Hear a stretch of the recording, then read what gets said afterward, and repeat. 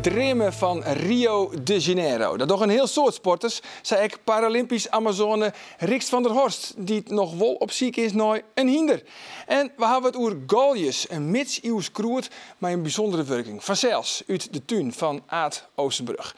Goeie, dit is Bient. Op de dag dat de regionale omroepen weer beginnen met een grote voedselbankactie. 50.000 producten brachten Jofrien hier naar de omroepstudio.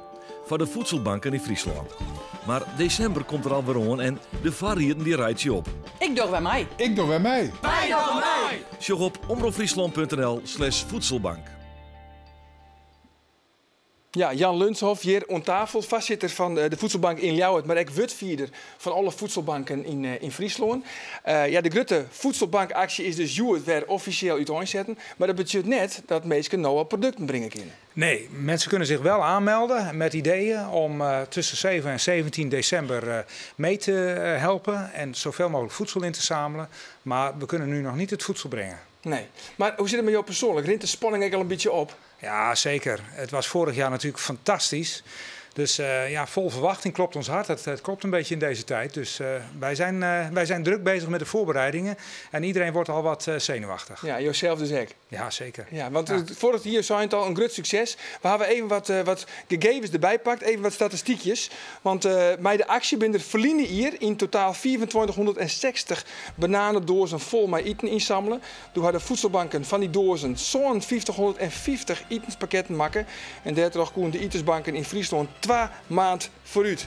Ja, win je eigenlijk wel een beetje vernuiveren hoe deze opbrengst? Ja, je weet niet waar je aan begint. Dus wat je moet verwachten weet je ook niet. Maar waar zet je dan op in? Waar hoop je op dan? Ja, nou je hoopt vooral op dat je Friesland in beweging krijgt. Want daar gaat het om en dat ze ook nog wat na de actie aan ons blijven denken. En dat is eigenlijk meer dan gelukt. Het is echt fantastisch wat voor leuke acties van heel klein tot aan echt bedrijven waar we nu nog contacten mee hebben en die nu nog structureel aan ons leveren.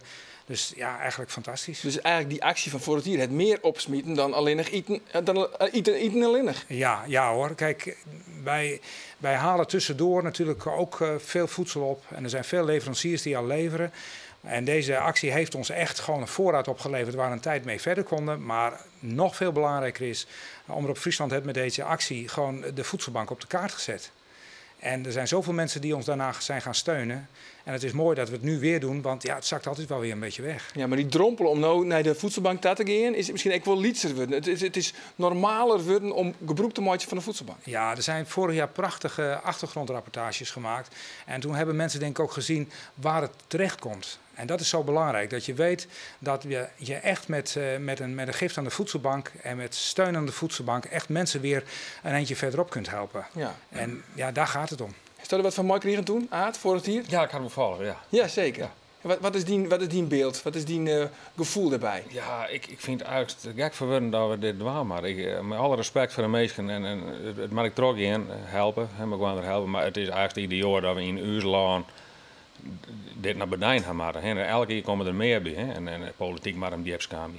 Ja, maar ja, het is ook heel iets meer. Hè. Ja. Vorig jaar hebben we de cijfers van 400 huishoudens alleen nog in Ljouwert. 400 die dan gebruik maken van de voedselbank. Maar allemaal wel een prachtige actie om eventjes een beetje in de sfeer te komen. Nog even wat beelden van vorig jaar.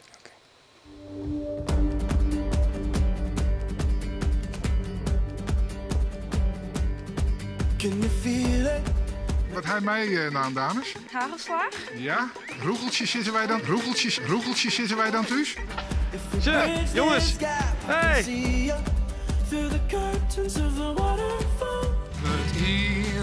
Zit er goed uit, meneer? Doe eens die reden. Man, maar wat we de hele dag op paard binnen zit. Ja.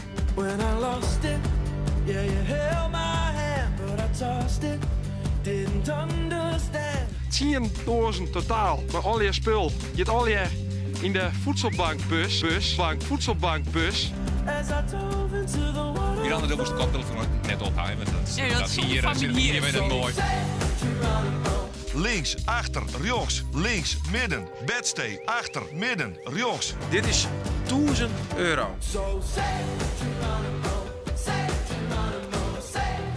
En dit is nog maar een fractie. Ja, te jaren voor de voedselbank. En ik weet nog, het hele Omroep Friesland bouwen ziet echt grootvol met alle jaren van die bananendozen vol met eten. En dit is het badskipperlistje. Beetje in weer verlet van haar. Maar dan heb ik het even besjoen. Het is precies hetzelfde badskipperlistje als vorig jaar. Ja. Dat is toch echt helemaal net creatief? Nou, het is niet creatief, maar dit is de basis. Hè? Want mensen moeten goed begrijpen, die 2 maanden waar wij mee vooruit konden, dat moeten we natuurlijk wel aanvullen met verse goederen. Met vers fruit, vers groente, et cetera, en vlees. Dus wij hopen dit jaar weer de basis te leggen. En natuurlijk weer die contact op te bouwen, zodat de winkeliers, de supermarkten, de telers ons weer weten te vinden en het aan gaan vullen. Ja, maar dit ben natuurlijk even voor de duidelijkheid de houdbare producten. Ja. Maar had er net nog discussie geweest over wat er nou wol op mat en wat er net op mat? Ja, nou ja, kijk, de gezondheidsdiscussie, laatst de nieuwe schijf van 5 is uitgekomen. Dus dan, ja, suiker moet het er wel op, moet het er niet op. Nou, deze is nog van voor de nieuwe schijf van 5. Maar ja, dat is wel een discussie. En meer nutten, geen suderans? Precies, ja. Nou, wij proberen daar zoveel mogelijk rekening mee te houden. En dus ook wat gerichter te vragen aan iedereen. Van geef ons ook gezond voedsel.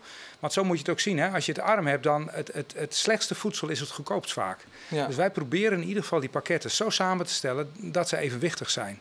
Dus ja, verse groenten, vers fruit, goed vlees, daar hebben we altijd verlet van. Oké, meer informatie vind je trouwens op www.omroepfriesland.nl/voedselbank. En de Omroep-app, jouw kind trouwens producten bij u brengen van zo'n onder mij Sontje december.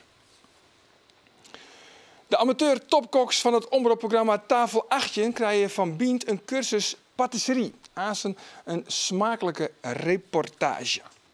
Maar eerst naar Aad. Aad, Do en Miranda, je hebt zelfs de Bientuin. Daarin wordt van alles verbouwd. Ja. Toch? Ja, net alles, maar een hele gewoon heel soort. Ja. En er lijkt we wat op tafel. Er lijkt we wat, ja. Want dat is cheese, maar het gaat mij om dat green, hè, dat kroert. Ja. Want dat is, dan heb ik even zoen, galjes. Ja, op zijn Fries, geloof ik. Ja, en gagel, niet zeker, maar en gagel op zijn Hollands. Ja. Ik heb er eerlijk zijn nog nooit... Is dat er wat van je, Rikst? Ik heb er nooit van je. Nee. Help u. Dat doe ik net, toch? Nee, ik ben voedselbankspecialist, maar gagel, dat hebben we daar niet. Zit ik net op het listje? Hoe kan het ook? Galjes zit net op het listje. Nee. Ja, dat maar vertel eens. Nee, maar dit is een heel oud kroet. Dit komt uit de middeleeuwen. 1200 zelfs is het al beschreven. En dit zit vroeger in een kroerenmengsel. Met 1000 blad, rozemarijn en salie. En dit weer om bier goed te houden. Bier, ja. En toen hield ik al wetenschappers en die kwamen erachter dat dit nogal wat libido verhogend weer, dit spul. Okay. Dus toen is mijn oorgang op hap. Want daar waren men rustig van. En in die kloosters waren een bier brouwen dronken. Dus die mensen moesten wat rustig blijven. Dus toen hadden ze de basis als hap. Of dit waar doe verbeen in het klooster? Dit waren eigenlijk verbeen in het klooster. Oh, echt? Ja. Vanwege omdat het dus libido verhegend werd. Ja, dus. En daarom zit het alweer in die bieten natuurlijk. Te makkelijk, te makkelijk. Ik wil een tun verdienen, jongen. Ik zou die iedere keer verwachten. Oké, nou, je hebt er een reportage van maken, hè? Door Miranda, want Miranda had er bij die Delwest. Ja. Ik heb even een shit. Ja, best.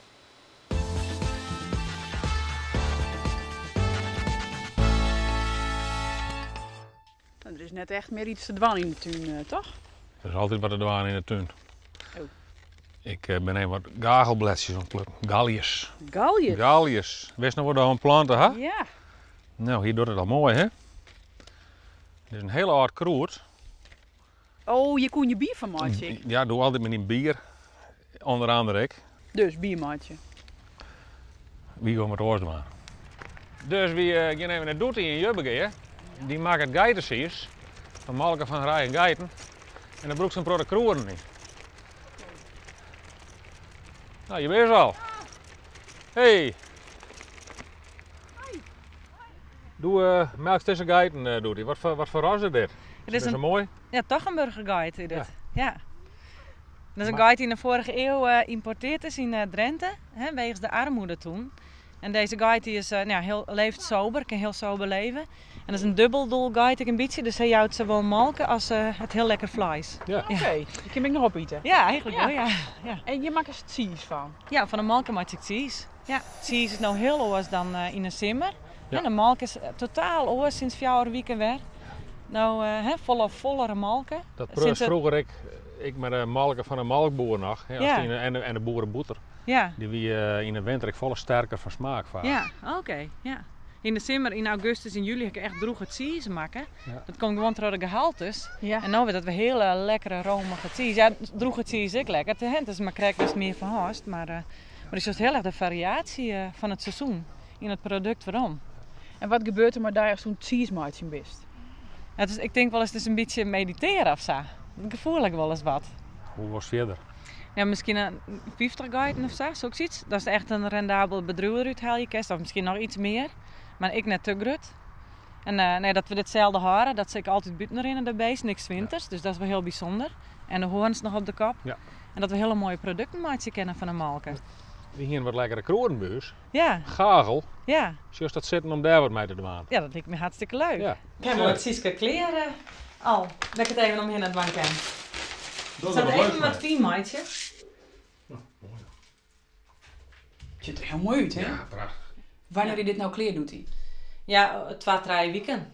Zo ziet. Ja, liefst Siska riep je harder dan grote season, dus. En dan stel maar even naar de studio. Ja, dan proberen we hem alleen bewaar ik wel een steekje van je. Best. Ja, en dan fiets je hem onder de gagelreet. Ik zal dat ook pas uit. Dat is ik toevallig, onder de gagelreet. Ja, toevallig, hè? Ja, zeker. Groeit het daar trouwens dan net? Groeit het, hè? Nou, het had er vroeger worst in je dag, maar wie kon het nou net vinden? Miranda had helemaal mee aan het ziek in West, maar... Oké. Maar we het al bij ons. Nou, dan mooi het muziekje, toch? Maar deze zie je erin rollen, hè? En de smaak die loopt er dan in. Ja. En, dat is droege gagel. Krijgt het spul in de oven, droeg je op een leegste stand. Ja. En dan een oerenstol weer erin. Het is heel zacht. Het is echt heel lekker. Wat vies je? Heerlijk. Ja, toch? Ja, ik ben gek op geitenkaas. Dus, ja, lekker. Nou ja. Ja. He, maar de smaak van de siersik, dat had ik kai met one en geit met one. De one had ik een nut. De smaakstoffen had ik met de one te maken. Echt wie? Hoe zou dat? Die weten dat net en sommige leeuwen er ik net in. Nou, een one zit er net voor niks op. En doet die had zeker nog op een geiten staan liggen. Ja. En het had mijn kolenmalken dat precies hetzelfde. Er zitten protestofjes in wat we nodig ben. Maar wat doet het dan met de smaak? Nou, bijvoorbeeld van kolenmalken weet ik. Mensen die koemelkallergie hebben en die krijgen malken van een kool met one, had ik geen les van die allergieën. Dus wie missen een hele productvoedingsstoffen. Het wordt er automatisch al uithalen. Oké. Ja, dit is dus galjes. Ik heb er nooit van jet, maar het smaakt in ieder geval prima. Heeft nog meer kroeden in de tuin of net? Er zijn nog een productkroeden in de tuin. Het rent nog op het laatste. Het is nog wel mooi waar, dus die staan er nog wel mooi bij. Maar er zijn nog productkroeden die kerst nog wel droeg geven. Nou, heerlijk. Nou, we nemen ze nog even een stukje. Eerst wat toch, want we blijven wel even bij het eten. Waar is de beste amateurkok van Friesland? Het is de grote vraag in tafel 18. Sneunt jongste Sjen bij Omroep Friesland. Deelnemers krijgen voor verschillende opdrachten. Aroene Sneun wie dat het maatje van een dessert. En speciaal verbindt kregen Brenda, Michiel, Evert, Gesina, Leo en Dirk daarom een masterclass patisserie in Drachten. What's that? Don't know. Ja, want zond de film Chocola weten we wat patisserie maar het meest dom dwaan kan. En zo'n tafel 18 weten we hoeveel kwaliteit er in Friesland zit op dit moment. Want de pannen spinaziesieren en riappels bakken, dat kennen we alle keer wel. Maar willen jouw huisgenoten tracteren op een zelfsmakke kersenmoes, eigen jitbaai-ijs of chocoladecremeux, dan moet er al wat meer uit de kost komen. Dat is super spannend. Gelukkig hebben we daarvoor Leendert Klaassen. Ik begin met de cremeux. Hij is chef de cuisine van de Graancirkel in Drachten en een topper in de wonderenwereld van de patisserie. Leendert had de 6 kandidaten van tafel 18 traint op de kneepjes van het vak. De chocola smelt ik in dit geval niet. Want zou ik het smelten, dan heb ik weer extra warmte.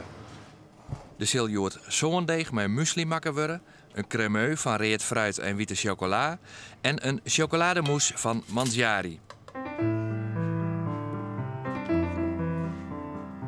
Zodra ik het te lang laat koken met deze kleine hoeveelheden, is het zomaar weg. Ja. Nou, dan verdampt het en dan ben je dus alweer massa kwijt. Ja, dus dit doe ik gelijk.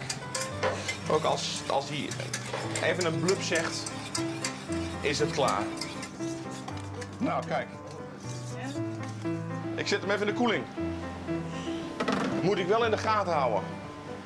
En nu ben je slagroom aan het kloppen die er straks weer doorheen gaat worden. Ja. Dus okay. En dat is mijn moes. Dat is dan de moes. Ja.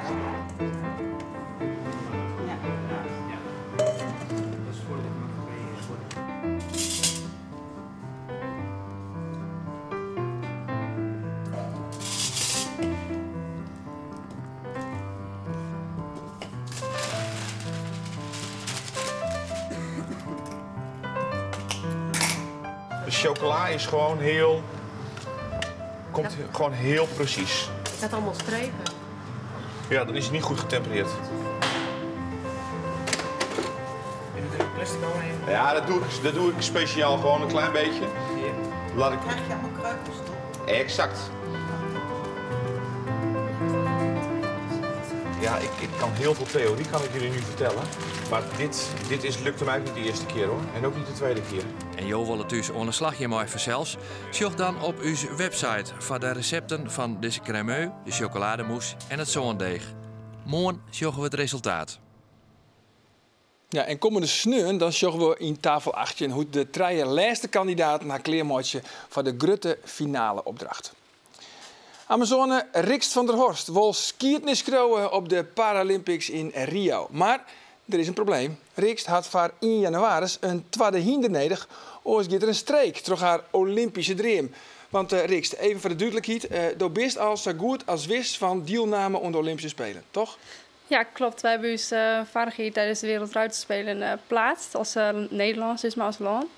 Dus ja, ik zal nog wel goed mijn best moeten doen om dat plakje in het team zeker te stellen. Maar goed, Rick, al je ere metaal lijkt hier op tafel met 4 gouden medailles en zilveren medailles. Helle al hier op het WK en op het oude EK in september. Klopt. Dat is bij de absolute vrouwtop. Ja, zeker weten. Ja, toch? Ja. Nou ja, en dat vind ik ook mooi dat dat zo is. Ik jij bij de vrouwtop. Hey, maar dat binnen dus de Paralympics. Even, er zijn natuurlijk mensen die net weten waar het is. Wat voor behinding is het dan?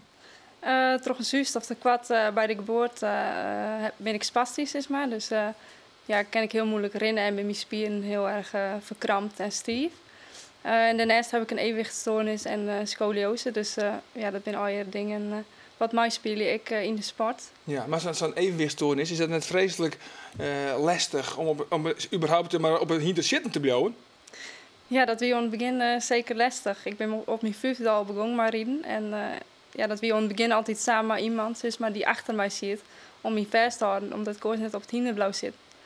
Maar ja, na een periode wil ik toch ik zelfstandig rijden. En dat bleek eigenlijk heel erg goed te gaan en dat ik er toch wel heel veel talent voor hier. Ja, nou ja, dat wil blikken, hè? Want daarom blijft dit er al hier. En dan is er echt alles verroer, want dan ben je echt verhuizen naar Brabant, want oorspronkelijk komt van Grauw. Klopt, ja. Ben je dan verhuizen naar Brabant, is het opgehouden met de studie. Ja. Alles op Rio. Alles op Rio. Maar dan wil er ook een documentaire maken bij Omroep Friesland. Volg je daar. Ja. En de programma maken. We mochten nu al een liedstykje zien. Laten we even zien. Goeie video. Goeie. Welkom. Welkom in mijn huisje. Ja, het is een mooie romme douche. Mooie keuken erin. Zinnen inderdaad, dat is mijn kat. Die heb ik nu sinds een paar weken en ja, dat is hartstikke gezellig en wel fijn als de jongens thuiskomt en er is iets levends in huis.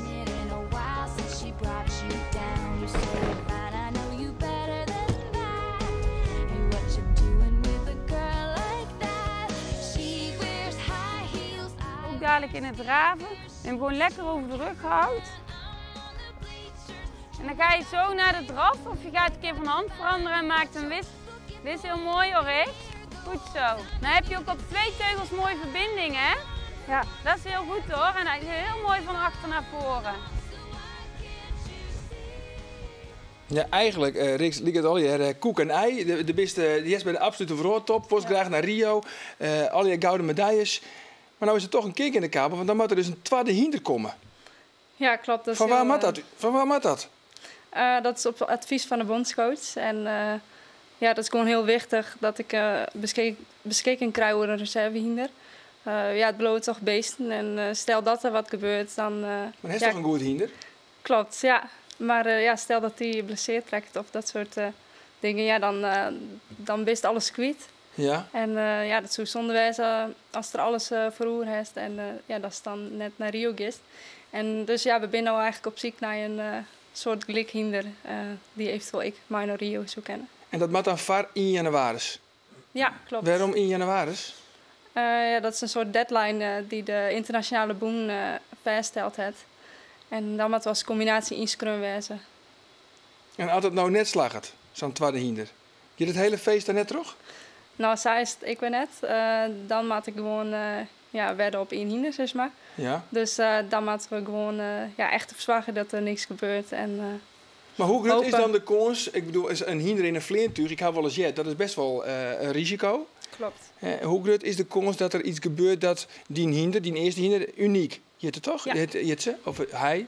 Hij. Hoe groot is dan de kans dat er wat gebeurt met het hinder? Nou, het is vooral net op die manier, zeg maar. Dus als er iemand in het vliegtuig zit, dan kerst er niks meer ontwan. En dan keert ik maar 1 hinder maar naar Rio. Maar het is echt in de aanloop naar daar. Dus stel dat hij zich verstapt of echt een ernstige blessure krijgt, waardoor hij net meer deel kan nemen aan de Olympische Spelen. Dan ben ik alles kwijt, zeg maar. Dus dan is ik mijn hele carrière voorbij. Ja.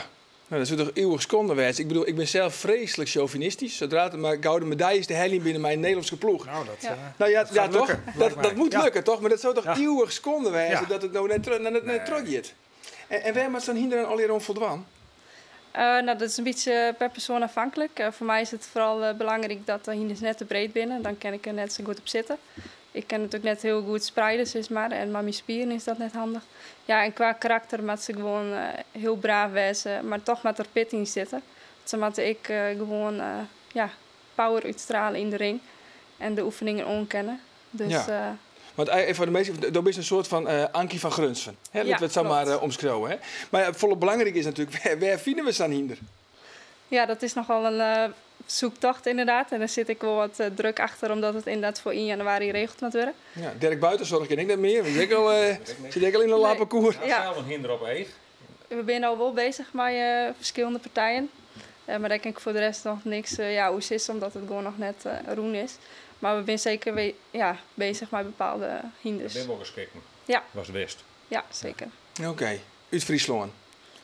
Nee, dat net. Net in Brabant Nog natuurlijk. Net. In Brabant. Hey, maar is het toch wel mogelijk dan om op redelijk korte termijn zo'n hinder kleer te krijgen van Rio? Nou, dat is zeker net onmogelijk. Dat heb ik eigenlijk zelf al een beetje zelf met mijn huidige hinder uniek. Die kreeg ik in september, oktober 2013. En dan ben ik in september 2014 12 keer wereldkampioen geworden.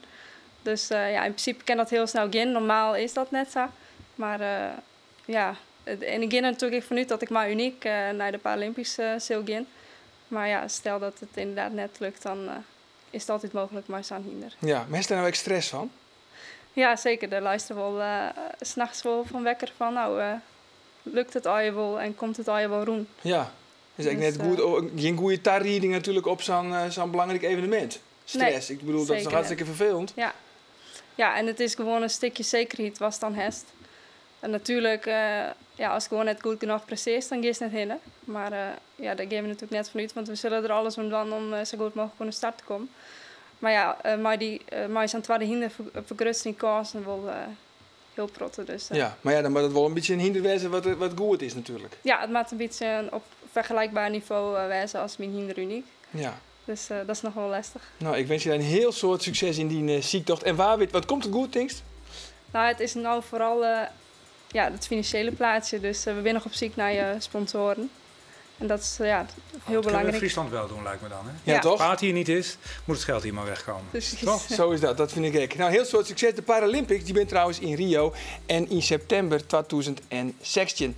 Heren en dames, dank voor je komst. Heel soort succes voor zelfs maar de grote voedselbankactie. En hoe 3 weekend show ik daar weer waarom, hè? Hartstikke mooi. Ons A4. Van nou nog een hele gezellige jong. Dag.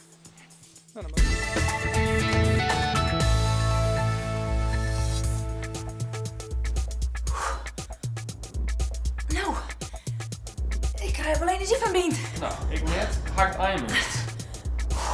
Man, alles over het Noordelijk Filmfestival. Nee, hokker, treien films, maar je absoluut hinnen. Dat jij je man. In Bient. Dus. Oké. Nou, dan kist dan mooi even op een bal. Oh.